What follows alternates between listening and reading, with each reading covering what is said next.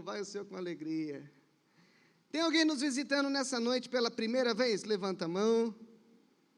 Opa, temos visitantes, uma salva de palmas.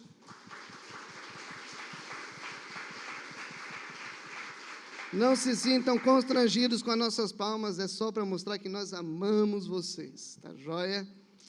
Gente, hoje nós vamos conversar sobre um tema muito importante, que é relacionamentos. Quem aqui não se relaciona com alguém? E aí, relacionamento não é só conjugal, é relacionamento de maneira geral. Nós somos pessoas que se relacionam porque Deus nos criou para o relacionamento. O Senhor nos formou para o relacionamento. Deus, se alguém puder trazer um copinho de água, ou pode ser um balde mesmo, eu agradeço. Travou, foi tudo aqui. Mas vamos lá, até ela dá uma falhada e fica bem meado o negócio. Queridos, Deus nos criou, nos formou para relacionamento, por isso que o Senhor nos formou à sua imagem e semelhança. Quando a Bíblia diz que o homem é formado à imagem e semelhança de Deus, a Bíblia assim o diz, porque o Senhor nos cria para se relacionar com Ele. O Senhor nos cria para que nós tenhamos um relacionamento com Ele, então Deus faz do homem e da mulher pessoas. Deus faz do homem e da mulher persona, que tem personalidade. Deus também nos dá a capacidade de ter consciência. Nós não conseguimos nos relacionar de fato com um ser que não é dotado de consciência. Por mais que a gente ame os pets, os animais, e eu gosto muito de bichinhos, pena que os que eu mais gosto não dá para ter no apartamento. Eu gostaria muito de ter uma cacatua alba, aquela, tipo um papagaio branquelo gigante, show de bola. Aquele bicho grita muito, mas eu acho ele muito querido. Ele é muito legal. Vê os vídeos dele no YouTube, ele tem um senso de humor, é um bicho engraçado. E eu gosto de coisa engraçada, aquele bicho é muito engraçado. Só que, por enquanto, eu estou proibido aí, tanto pelo prédio quanto pela Marina, de ter uma cacatua. Mas eu estou tentando convencer e começar com o periquito, né? Vamos começar com o periquito e leve. Mas é que periquito eu tenho um trauma, mas isso é uma outra história. Um dia eu cheguei em casa do culto e meu periquito estava morto, gente. Pois é. E triste fim foi o dele, foi para a descarga. Não fui eu que fiz isso. Não vou dedar quem foi, mas em casa morava só eu, papai e mamãe. Sobrou 2.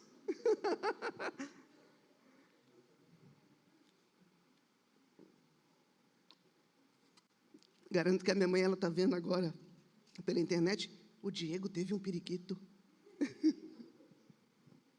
Tive, mãe. Ele durou pouco tempo e foi para a descarga.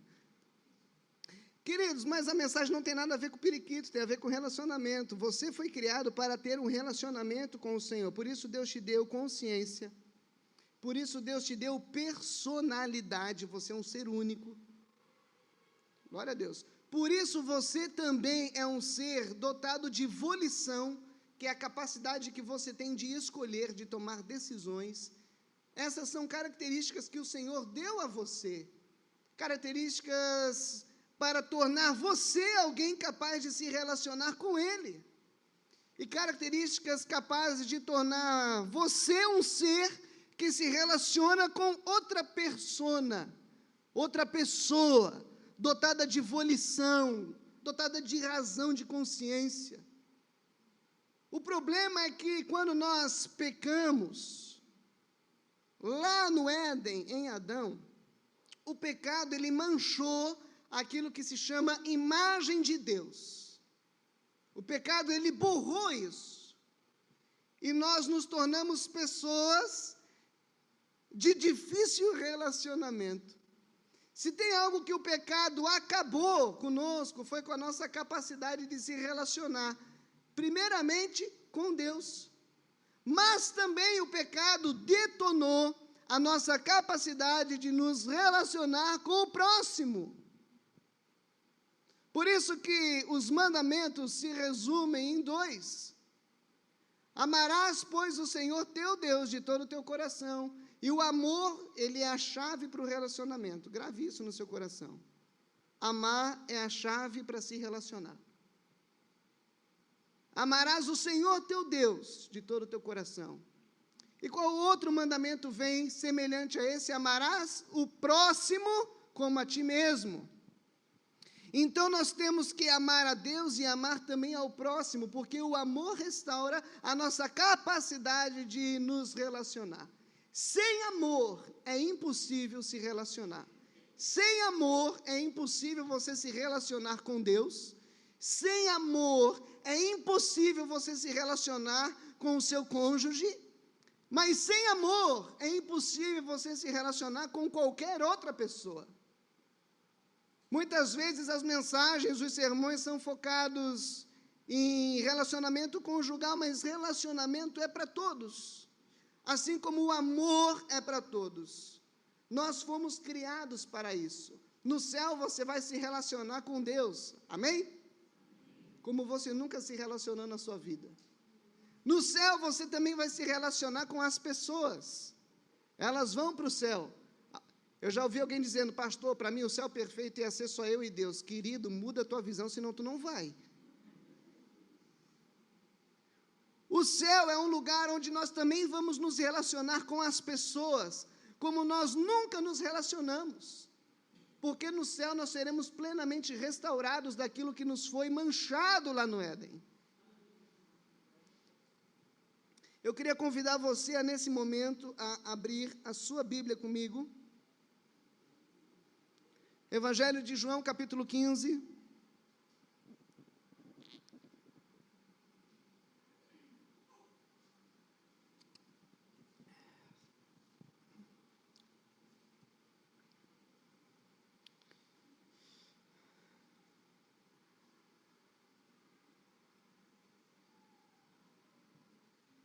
Criançada está animada. Evangelho de João, capítulo 15, verso 10, diz assim: se vocês obedecerem aos meus mandamentos, permanecerão no meu amor. Assim como tenho obedecido aos mandamentos de meu Pai, e em seu amor permaneço. Aqui nesse versículo você pode perceber que Jesus ele vincula duas coisas, obediência e amor. Se você obedece a Cristo, é porque você o ama.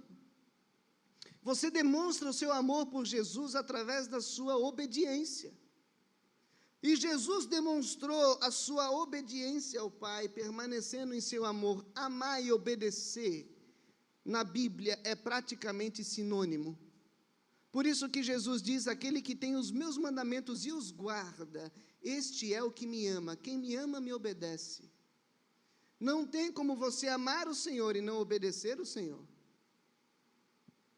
Jesus aqui está falando que a maneira que nós obedecemos também é através do amor em si. Amor e obediência são praticamente sinônimos. Então, quando eu amo, eu estou obedecendo a Deus. E quando eu amo alguém, obedecendo a Deus, eu demonstro para o Senhor que eu também o estou amando. Por isso que quando eu amo o próximo, eu demonstro para Deus que eu amo. Ah, muitos me dirão, né? Muitos me dirão que me conhecem, apartai-vos de mim, vocês que praticam o mal. Mas o Senhor nos ensina também como é que nós praticamos o bem. É dando um copo de água. Olha que simplicidade no ensino de Jesus. Tive sede e vocês não me deram de beber, tive fome e não me deram de comer, tive frio e não me deram um agasalho. É demonstrando amor às pessoas, é nos relacionando com as pessoas em amor que nós demonstramos para Deus que nós o amamos. Por isso que aquele que diz que ama o Senhor, mas não ama o seu irmão o que a Bíblia diz? É mentiroso. Se você diz que ama a Deus, mas não ama o seu irmão, você é mentiroso, porque como você pode dizer que você ama a Deus que você não vê, mas você não ama o seu irmão que você vê? Amar alguém é condicionante para nós amarmos a Deus. Deixar de amar alguém, colocar alguém na nossa lista negra, é também uma demonstração para o Senhor de que nós ainda não entendemos o seu amor e também não estamos o obedecendo. Versículo 11. Por que Jesus nos disse isso? Por que ele correlaciona amor e obediência? Tenho-lhes dito estas palavras para que a minha alegria esteja em vocês e a alegria de vocês seja completa. O que Jesus está dizendo? Olha, no final das contas, o que eu desejo é que vocês sejam alegres, sejam felizes, mas vocês só serão felizes se vocês aprenderem a amar. E aí ele continua, o meu mandamento é este, versículo 12, amem-se uns aos outros como eu os amei. Aí você vê que o nosso padrão de amor não é amem-se uns aos outros como papai e mamãe te ensinou. Amem uns aos outros como você aprendeu com o seu irmão que te amava muito. Você pode ter bons referenciais na sua vida, mas quando você se converte, o teu referencial de amor passa a ser Jesus. Quando você se converte, o teu referencial de amor é Jesus. Ame o próximo como Jesus estaria amando aquela pessoa. Ame aquele parente que você tem dificuldade, como Jesus ama ele. Ame o teu vizinho que te atormenta, como Jesus ama o teu vizinho que te atormenta. Ame o próximo, como Jesus o amaria. Ninguém tem maior amor do que aquele que dá a sua vida pelos seus amigos. Vocês serão meus amigos se fizerem o que eu lhes ordeno. Mais uma vez nós vemos Jesus correlacionando amor e obediência. Ordeno, ele nos ordena que a gente ame. Já não os chamo servos, porque o servo não sabe o que o seu senhor faz. Em vez disso, eu os tenho chamado amigos, porque tudo o que eu vi do meu Pai, eu lhes tornei conhecido. Vocês não me escolheram, mas eu os escolhi para irem e darem fruto. E aqui eu queria te explicar, você sabe o que é dar fruto? Muitas vezes nós dificultamos coisas simples na palavra. Dar fruto é ministério, dar fruto é evangelizar, dar fruto é trazer almas para Cristo, dar fruto, pode estar no pacote, mas vamos simplificar, você sabe o que é dar fruto? É o que o texto diz. Vocês não me escolheram, mas eu os escolhi para irem e darem fruto, fruto que permaneça, a fim de que o meu Pai lhes conceda o que pedirem em meu nome. Mais uma vez ele fala e explica, este é o meu mandamento, ele diz mais uma vez, amem-se uns. Sabe o que é dar fruto? É amar. Não adianta nós ministrarmos aqui se nós não amamos. Não adianta eu pregar se eu não amo. Não adianta você participar de um culto, ou de vários cultos, ou talvez você já tenha uma vida de culto, com 30, 40 anos numa igreja, não adianta tudo isso, e você apresentar isso tudo para Deus, que você bateu o ponto, bateu o cartão, não adianta tudo isso, se você não ama. Se você não ama, não adianta. Por isso que nós vemos 1 Coríntios 13, e eu queria te convidar a abrir nesse texto, um texto muito conhecido, que nós fazemos menção desse texto geralmente em casamentos. Mas esse texto ele está intimamente ligado à vida de igreja. Porque a carta de Coríntios é uma carta para a igreja. 1 Coríntios 13, o apóstolo Paulo diz, ainda que eu fale a língua dos homens e dos anjos, olha, ainda que eu faça tudo isso, se eu não tiver amor, eu serei como um sino que ressoa, ou como um prato que retine. Ainda que eu tenha o dom de profecia, ainda que eu seja uma pessoa dotada de dons na igreja, ainda que eu venha para o culto, é como se ele estivesse falando e sirva com os meus dons e talentos, ainda que eu saiba todos os mistérios e todo o conhecimento, e tenha uma fé capaz de mover montanhas, se eu não tiver amor, nada serei. É a mesma coisa que Paulo estivesse dizendo aqui, olha, ainda que eu faça tudo o que eu estou fazendo, ainda que eu seja um missionário, ainda que eu seja o apóstolo dos gentios, ainda que esteja enfrentando a morte todos os dias e sendo lançado como uma ovelha em meio aos lobos, ainda que eu faça tudo isso, se eu não tenho amor, não adianta. E eu queria dizer para você, se você não ama, não adianta. Não adianta você fazer o que você faz se você não ama. Se você não ama o próximo. Na igreja nós falamos muito de amar a Deus. Mas para o nosso coração que é enganoso, amar a Deus às vezes é mais fácil, entre aspas, do que amar o próximo que você vê. Você dizer que ama o Senhor, que você não vê, que não está aqui te cobrando fisicamente, aparentemente, ainda que você pense que você ama, é fácil às vezes dizer isso, mas amar o próximo, alguém que você vê de carne e osso, alguém que fala, alguém que mente na tua cara, alguém que bate em você, alguém que te esculacha, alguém que te faz o mal, isso é difícil. Mas se você não ama, não adianta, porque Deus espera que você ame o próximo, porque amar ao próximo é demonstração de obediência, e amar ao próximo é demonstração de amor a Ele. Ainda que eu dê aos pobres tudo o que eu possuo e entregue o meu corpo para ser queimado, se eu não tiver amor, nada disso me valerá.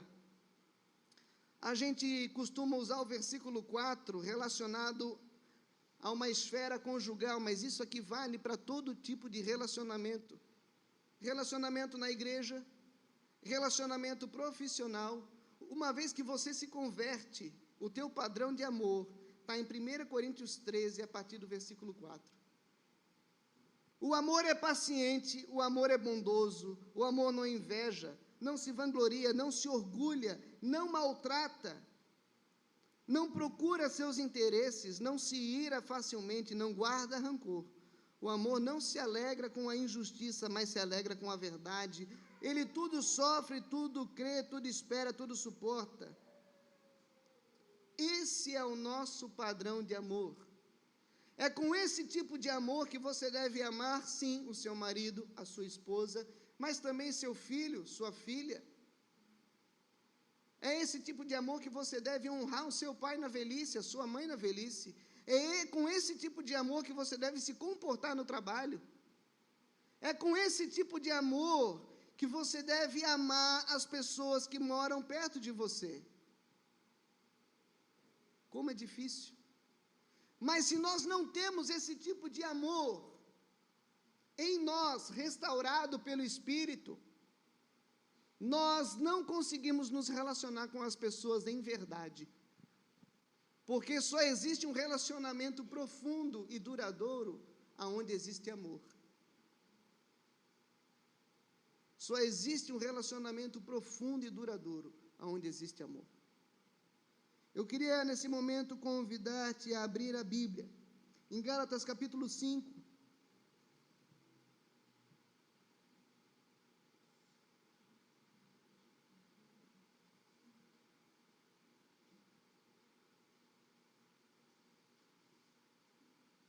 A partir do verso 14 nós leremos.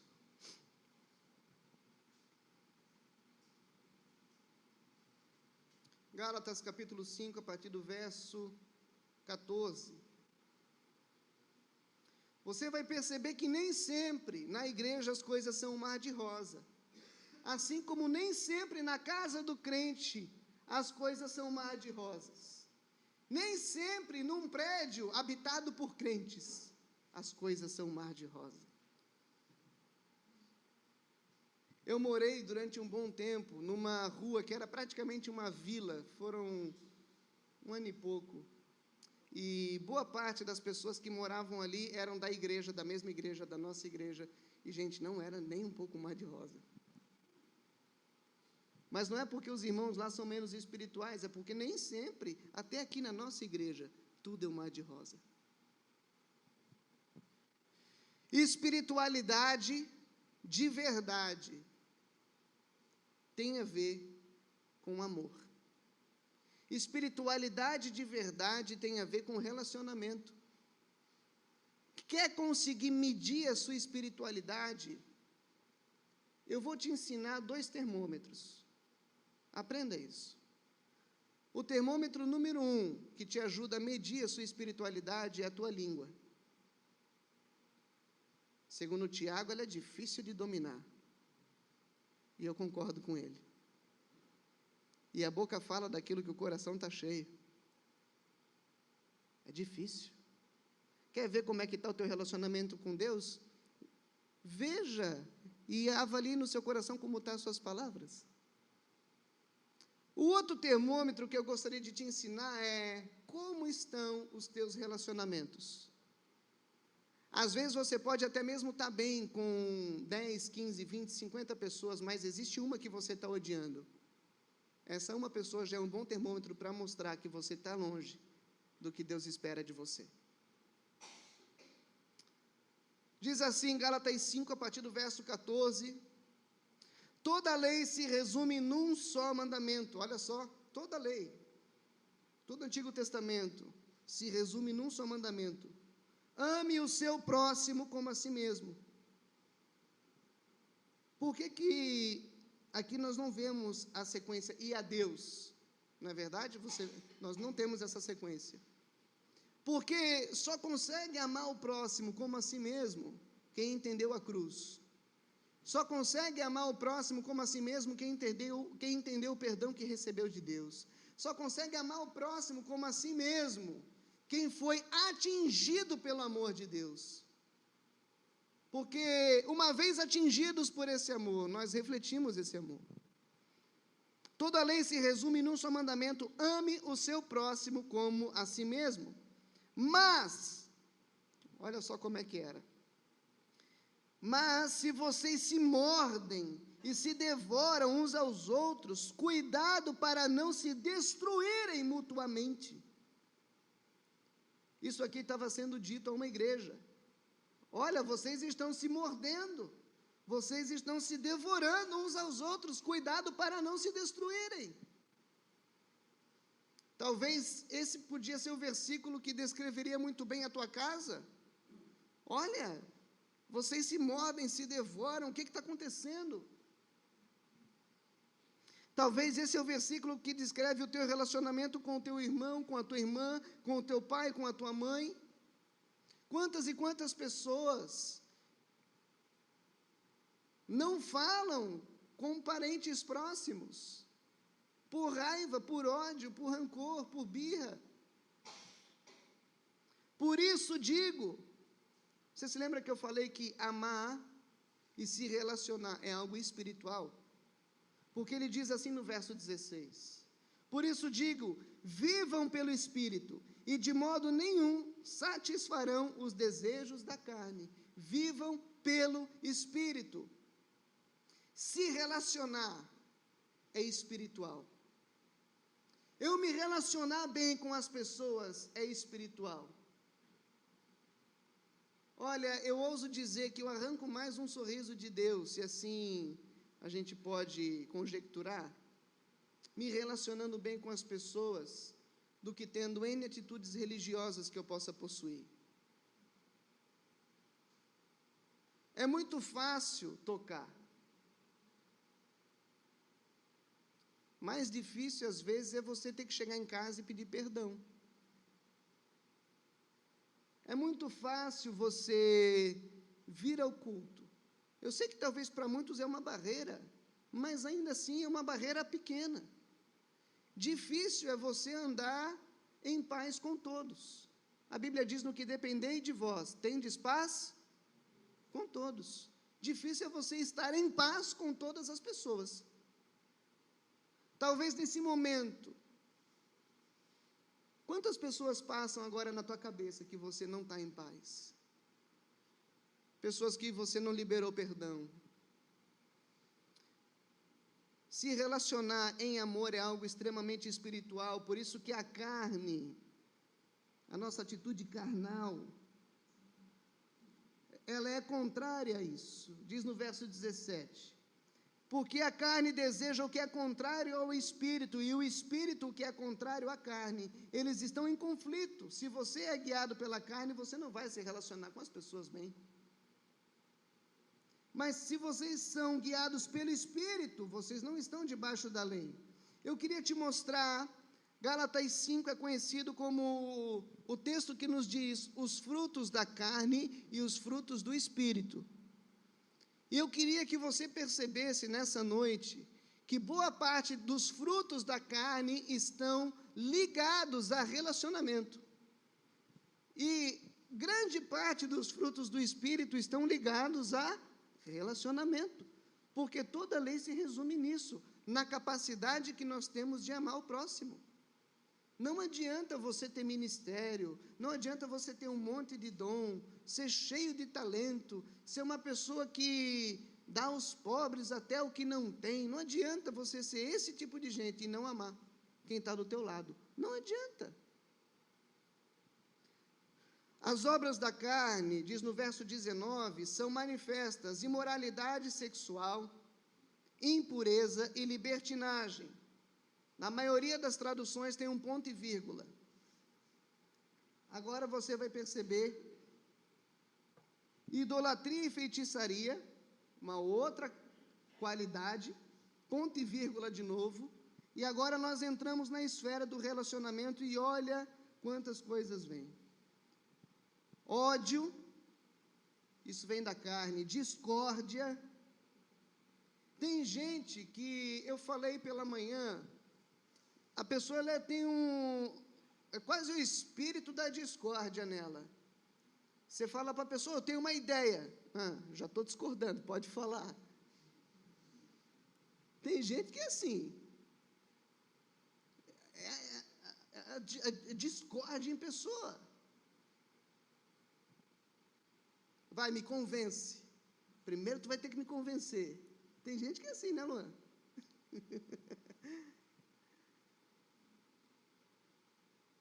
Nós temos discórdia, ciúmes. Como o ciúme acaba com um monte de relacionamento conjugal, relacionamentos de namoro, ira, egoísmo, dissensões, facções. Facção, gente, aqui em Pomerode, facção tem outro significado. Eu aprendi isso aqui. Né? Nunca me esqueço que eu cheguei aqui, no primeiro ano que eu estava aqui, uma irmã que frequentava a igreja falou: pastor, o senhor pode ir lá em casa orar pela minha facção? Eu falei, me explica melhor isso aí. Complicou, né? Ora pelas pessoas que são da facção lá, pastor, para Deus abençoar. Eu falei, ixi, piorou o negócio. Aí eu fui entender que aqui, facção é uma casa onde as pessoas costuram, prestam serviço, tal, facção também. Mas no caso aqui, facção, tem aí um terceiro significado, não é nem a do Rio, nem a de Pomerode, é uma outra facção. Facção aqui é você ter a capacidade de dividir pessoas, de formar grupinhos e afastar pessoas de pessoas. Nós temos que ser pessoas que agrupam pessoas, que têm prazer de ver as pessoas andando junto. Mas existem pessoas que têm o prazer de chegar num grupo e dividir aquele negócio. Ou existem pessoas que às vezes são tão secas de tudo, da vida de Cristo, de Jesus, de sentido, que elas, quando encontram uma pessoa, ela quer aquela pessoa só para ela. E ela suga aquela pessoa de tal modo que ela divide a pessoa do resto do povo. Esse sentimento de criar facção, divisão em grupos, não é bom. Não é bom. E nós vemos que isso procede da carne, juntamente com a inveja.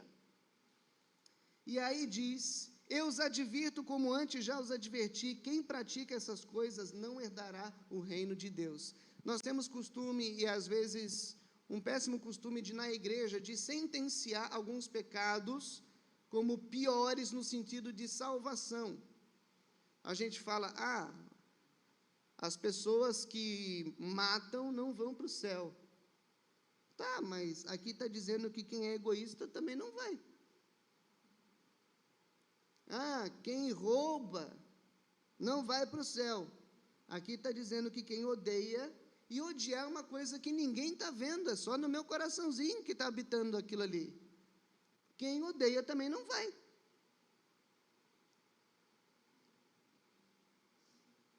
você pode perceber que os frutos da carne estão intimamente relacionados com a nossa capacidade de nos relacionar, porque alguém que odeia, alguém que é movido por discórdia, ciúme, ira, egoísmo e por aí vai, essa pessoa não consegue se relacionar com qualidade, é impossível. Mas, em contrapartida, os frutos do Espírito, eles estão intimamente ligados com a tua capacidade de se relacionar com as pessoas em amor. Se eu perguntasse aqui, quem tem problema de relacionamento, o correto seria todos levantar a mão, porque todos foram afetados pelo pecado. E um ou outro desses pecadinhos da carne, você é pego. Talvez você não é o cara irado, você não é a pessoa do ódio, mas você é aquela pessoa que é sanguessuga, que pega alguém só para você, que é egoísta, ciumenta. E um ou outro desses itens, você é pego. Porque o pecado nos afetou. Mas Cristo, Jesus, Ele nos leva a agir de maneira espiritual, em amor. E eu gostaria de ler com você a partir do verso 22, mas o fruto do Espírito é amor, em primeiro lugar, a base de tudo, alegria, paz. Alegria, gente, alegria é um negócio top, que muitas vezes a gente passa, mas pensa numa coisa boa é você se relacionar com alguém alegre. E pensa num troço triste é você ficar do lado de alguém que está sempre triste, irritado, murmurando e reclamando. Não é verdade? O fruto do Espírito é alegria. É alegria. Não quer dizer que você não tem problema. Quer dizer que Deus vai te ajudar a lidar com eles. Não quer dizer que você não tenha motivos para estar triste. Quer dizer que você aprendeu a estar triste. Nós precisamos aprender a estar triste. Não é porque eu estou triste que eu tenho que ficar murmurando, reclamando, incomodando os outros. Eu posso abrir meu coração? Lógico, devo, com quem é bom, com quem vai me aconselhar. Mas o fruto do Espírito, ele é alegria.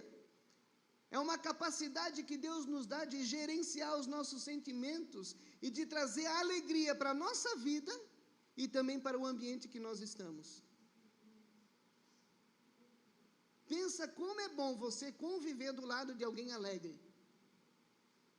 Não é bom você conviver do lado de alguém alegre? O fruto do Espírito é amor, alegria, paz, paciência. Dai-me paciência, Senhor, né? Amabilidade, a capacidade de ser amável, bondade, fidelidade, mansidão e domínio próprio. Você pode perceber que todos os itens estão correlacionados a relacionamento. O fruto do Espírito é a capacidade que Deus te dá para você se relacionar com as pessoas. E as pessoas, elas vêm para a igreja, muitas vezes focada, ô pastor, qual que é o meu ministério? Primeiro ministério é amar, filho. Teu ministério é amar. Ah, mas isso é pouco?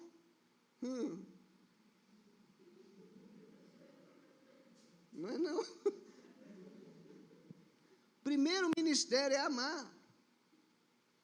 Você amando, você resolve tudo. Nós devemos aprender a amar, porque amando nós aprendemos a nos relacionar. E nos relacionando com pessoas em amor, nós obedecemos a Deus e demonstramos que amamos a Ele. Os que pertencem a Cristo Jesus crucificaram a carne. Olha, quando você ficar irado, que vontade de matar, não fala isso. Crucifica lá. E eu queria te dar uma dica. A gente sempre faz com as crianças coisa visual, né? Você que é uma pessoa muito irada, muito nervosa, eu vou te dar uma dica. Você vai atrás da porta do seu quarto fazer uma cruz, grande assim. Faz uma cruz. Pode ser de papelão, de cartolina, aí é a tua criatividade. Aí você está irado, queria matar minha mãe, não sei. Escreve lá, matar a mãe. e pendura na cruz. Pronto. Resolve isso agora aqui, Jesus. E a hora? Pronto, está lá. Aqui, pendura lá. E vai preenchendo a cruz lá com com teus pensamentos. Vai colocando lá e vai orando, crente. Vai orando e deixa Deus agir. Porque quem foi crucificado com Cristo, crucificou tudo isso junto. Isso, às vezes, na nossa vida tem que se tornar visual, sabe? A hora que você olhar lá, quem sabe depois de um mês, 2, tem a lista do WhatsApp inteira. É sinal que está feia a coisa. Sabe o termômetro? Explodiu já. Eu queria te convidar, nesse momento, a ler ainda mais um texto comigo. Mateus,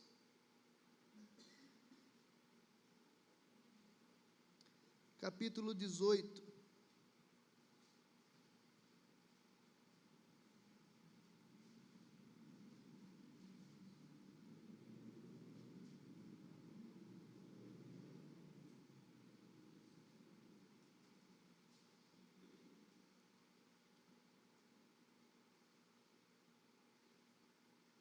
A partir do verso 15, Mateus 18, 15. Se tem algo no relacionamento que nós precisamos aprender, primeiro é que sem amor é impossível se relacionar. Isso você tem que aceitar, e sem o amor de Cristo. Sem amor não dá. Sem amor não dá para se relacionar, grava isso. Sem amor não dá para se relacionar. E a segunda é que o amor nos leva a perdoar. E se tem algo em relacionamentos que existe muito, e é muito comum, é o fato de que você vai ter que pedir perdão e você vai ter que liberar perdão. Quem aqui já precisou de um dos dois? Quase ninguém, né? Ai, pastor, eu só perdoo os outros. Costumo não errar muito, tá bom? Mateus 18, 15 diz: se o seu irmão pecar contra você, vá e a sós com ele, mostra-lhe o erro. Se ele te ouvir, você ganhou o irmão, mas se ele não ouvir, leve contigo mais 1 ou 2 pessoas, de modo que a acusação seja confirmada pelo depoimento das testemunhas. E se ele se recusar a ouvir, conte à igreja. A pessoa teimosa, está pisando na bola e não está nem aí. E se ele se recusar também a ouvir a igreja, aí não tem jeito, trate ele como pagão, ou seja, não espera dele muita coisa. O que quer dizer o texto? Tratar como pagão não é tipo assim, seu pagão. Não é autorização para xingar. Pastor, não se arrependeu, estou liberado, para quê? Não é liberdade para xingar, calma. Tratar como pagão ou publicano é o seguinte, porque enquanto nós consideramos que a pessoa é um cristão, nós esperamos que a pessoa se arrependa. Nós temos expectativas com relação àquela pessoa de arrependimento. Nós temos expectativas com a pessoa que ela tenha uma atitude condizente com o Jesus que ela segue. Agora, se ela demonstra que ela não está nem aí, o que o texto diz? Olha, sabe aquela expectativa que você tinha, que a pessoa iria demonstrar que ela segue Jesus, que ela é uma pessoa legal, que ela se arrepende, que ela entendeu o amor, sabe tudo isso? Esquece, filho. Ali é publicano, ali é pagão. Esquece. Para você não ficar frustrado com a pessoa. Entende? Não é para você ir lá e macetar a cabeça dela, não é isso. É para não haver frustração e nem contaminação nesse sentido. Digo-lhe a verdade, tudo que vocês ligarem na terra terá sido ligado no céu, e tudo que vocês desligarem na terra terá sido desligado no céu. Sabe o que é isso? Perdão. Você sabia que você tem a capacidade de perdoar pessoas? Você sabia que você tem a capacidade de perdoar pecado? Estevão, quando estava sendo apedrejado, ele orava ao Senhor. Enquanto estava sendo apedrejado, Senhor, não impute sobre essas pessoas este pecado. Ele estava intercedendo em favor daqueles que estavam cometendo com ele aquele ato horrendo. Você já orou pelas pessoas que te fizeram mal? Deus, sabe aquela pessoa que me xingou? Perdoa ela. Pai, perdoa essa pessoa. Que esse pecado não vá para a conta dela. Você já orou pelas pessoas de maneira intercessória, com amor? Deus, ela vacilou comigo, perdoa essa pessoa. Isso que nós ligamos na terra é ligado no céu. Quando nós nos perdoamos, isso é ligado no céu. Também lhes digo que se 2 de vocês concordarem na terra em qualquer assunto sobre o qual pedirem, isso lhes será feito por meu Pai que estás no céu. Quer saber por que tudo isso diz respeito a relacionamento e a perdão? Porque Pedro, no verso 21, nos dá uma pista. Então Pedro aproximou-se de Jesus e perguntou: Senhor, quantas vezes deverei perdoar meu irmão quando ele pecar contra mim? Pedro fala no singular: quantas vezes eu tenho que perdoar o meu irmão quando ele pecar contra mim? Até 7 vezes. Porque o que o judaísmo dizia? E você vai entender que 7 não é pouco.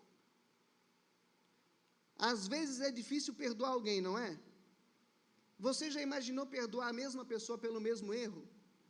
Não é punk? É punk. Já imaginou perdoar a mesma pessoa pelo mesmo erro no mesmo dia? Complicado, né? Ela vai e te ofende, me perdoa? Sim. Dá 5 minutos, vai 7 vezes no mesmo dia. Isso significava perdoar 7 vezes.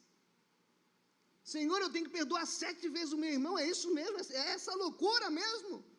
Se o cara fizer uma coisa contra mim 7 vezes no mesmo dia, eu vou ter que perdoar ele 7 vezes no mesmo dia, da mesma coisa? Que doideira! Essa é difícil, Jesus. Chega Jesus e fala: eu lhe digo, Pedrão, não 7, mas isso é conhecido, 70 vezes 7.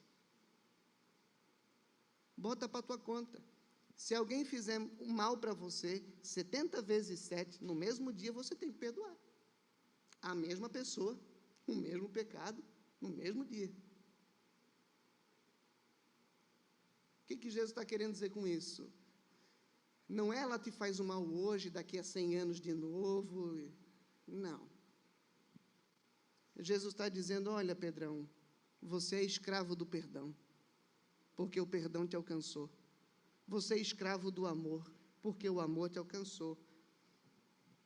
E aí Jesus conta uma parábola onde nós entendemos que quem entende o amor que recebeu de Deus, ama com o mesmo amor. Por isso o reino dos céus é como um rei que desejava acertar a conta com os seus servos. Quando começou o acerto, foi trazido à sua presença um servo que devia muita prata.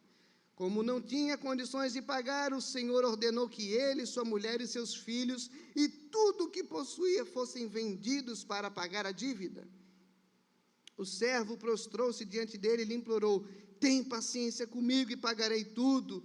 O senhor daquele servo teve compaixão dele, cancelou a dívida e o deixou ir. Nós somos esse servo. Você chegou a Jesus e falou: Jesus, cancela a minha dívida. Jesus, me perdoa. Eu sou um pecador, eu estou arrependido. Eu quero me relacionar contigo, Senhor. Deus, meu relacionamento vertical, como eu preciso, como eu quero, me perdoe. Chega a Deus e fala: tá bom, te perdoo. Ele enviou o filho ao mundo, desceu a ira em cima do filho e te perdoou. E agora o que ele espera que você faça com o perdão que você recebeu? Que você viva esse perdão, refletindo esse perdão nas outras pessoas. Mas aquele servo, no verso 28, aquele servo saiu e encontrou um de seus conservos, que lhe devia 100 denários, agarrou e começou a sufocar, dizendo: paga o que me deve.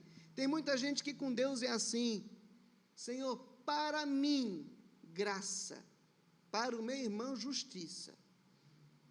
Deus, para mim, perdão, no meu irmão desce o relho. Deus, para mim, eu quero que o Senhor me trate com muito carinho, porque eu sou uma pessoa difícil. Agora, o meu irmão, que é mais complicado do que eu, desce o porrete nele, que aquele é carne de segunda, só batendo.